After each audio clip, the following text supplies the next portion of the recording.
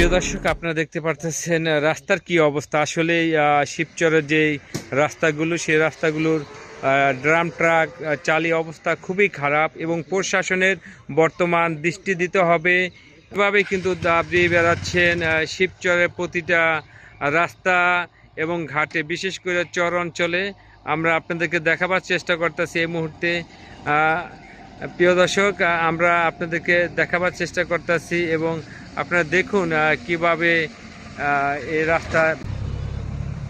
প্রিয় দর্শক, আপনারা দেখতে পারতেছেন কিন্তু এভাবে কিন্তু অবৈধভাবে কিন্তু রাস্তাঘাট শিবচরের প্রতিটা রাস্তার এই বেহাল দশার জন্য কিন্তু এই মাটির যে ড্রাম ট্রাকগুলো রয়েছেন এগুলোই কিন্তু দায়ী রয়েছেন। কিন্তু প্রশাসনের নাগের ডগায় বসে কিন্তু এগুলো করে যাচ্ছে দিন রাত 24 ঘন্টা।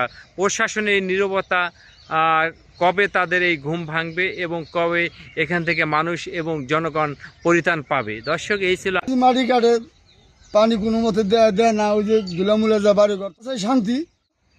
হ্যাঁ, বন্ধ করা ভালো। আপনার নাম কি?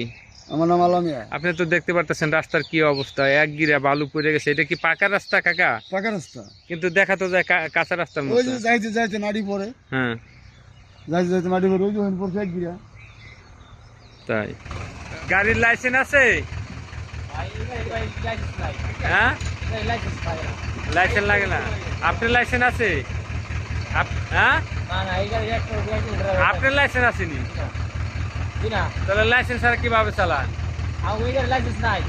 আপনার লাইসেন্স আসেনি, চালান না। আপনার নাম কি? তো আমরা করতে যাবো। আপনার নাম কি? আব্দুর রহমান।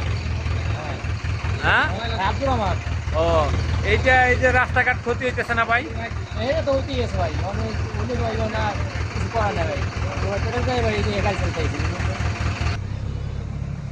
প্রিয় দর্শক, আপনারা দেখতে পারতেছেন কিন্তু এভাবে কিন্তু অবৈধভাবে কিন্তু রাস্তাঘাট শিবচরের প্রতিটা রাস্তার এই বেহাল দশার জন্য কিন্তু এই মাটির যে ড্রাম ট্রাকগুলো রয়েছেন এগুলোই কিন্তু দায়ী রয়েছেন। কিন্তু প্রশাসনের নাগের ডগায় বসে কিন্তু এগুলো করে যাচ্ছে দিন রাত 24 ঘন্টা। প্রশাসনের এই নীরবতা কবে তাদের এই ঘুম ভাঙবে এবং কবে এখান থেকে মানুষ এবং জনগণ পরিত্রাণ পাবে? দর্শক, এই ছিল আমার কাছ থেকে বন্দর খোলার সর্বশেষ খবর।